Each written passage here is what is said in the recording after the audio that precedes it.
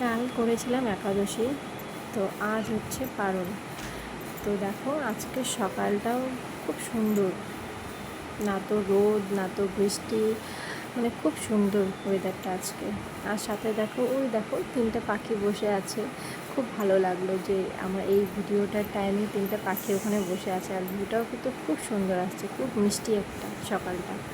তো হ্যালো বন্ধুরা, সবাই কেমন আছো? আশা করি সবাই খুব ভালো আছো। তোমাদের সবাইকে ওয়েলকাম আমার আরও একটি নতুন ব্লগে। রোজকারের মতো না, আজ কিন্তু আমি রোজকারের মতো রান্না ডাইরেক্ট করতে আসিনি। আজ আমার বাসি কাজগুলো সব সেরে স্নান টান করে তারপরে আমি চলে এসেছি রান্নাঘরে। তো আজ কি রান্না করব?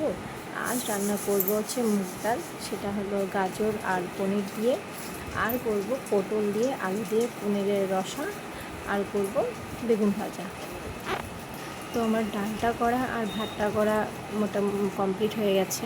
আমি মুগ ডাল করেছি, দেখালাম তোমাদেরকে। গাজর আর পনির দিয়ে করেছিলাম আজ মুগ ডাল। আর সাথে এখন বেগুনগুলো কেটে ভালো করে ধুয়ে এখন বেগুনগুলো ভেজে নিচ্ছি। আর তারপরে করে নিব যে পটল আর আলু দিয়ে রসাটা ছিল, সেই রসাটা করে নিব। তো বেগুন ভাজা হওয়ার পর আমি চলে গেলাম আমার বাবাইকে খাওয়াতে, যেহেতু ওর খাওয়ানোর টাইমটাও হয়ে গেছে, তো সেটাও একটু মেনটেন করে চলতে হবে।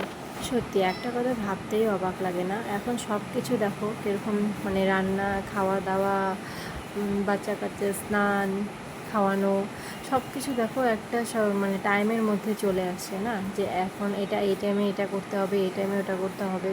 সব মাদের ক্ষেত্রে, সব বিবাহিত মহিলাদের ক্ষেত্রে, মানে সবার ক্ষেত্রেই ধরতে গেলে, আমি সেরকম কিছু উল্লেখ করে বলছি না, সবার ক্ষেত্রে মানে সব কিছু কীভাবে মেনটেন করে চলতে হয়।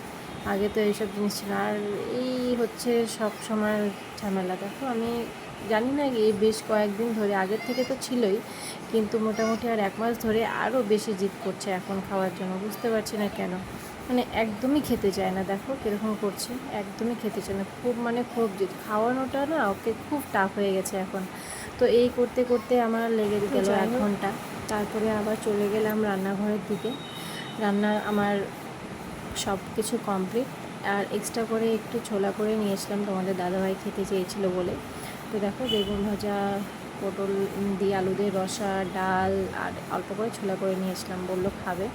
তো রান্না টান্না করে যাই হোক, আবার যেহেতু রান্নাঘরে গিয়েছিলাম আর স্নান না করলে হয়, তো আবার যাই হোক একটু স্নান করে নিলাম।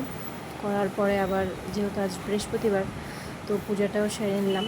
তো পুজো টুজো করার পর আমি চলে গেলাম আমার বাবাইকে স্নান টান করাতে। স্নান করিয়ে আসার পরে এই দেখো ওর অবস্থা। একটু দুষ্টুমি না করলে কি হয়, মানে মুছাবো, ক্রিম দেবো, সব কিছুতেই দুষ্টুমি তো চাই, তাই না? এই দেখো এই হলো অবস্থা। তো আজকের মতন আমার ব্লগটা এতটুকুই।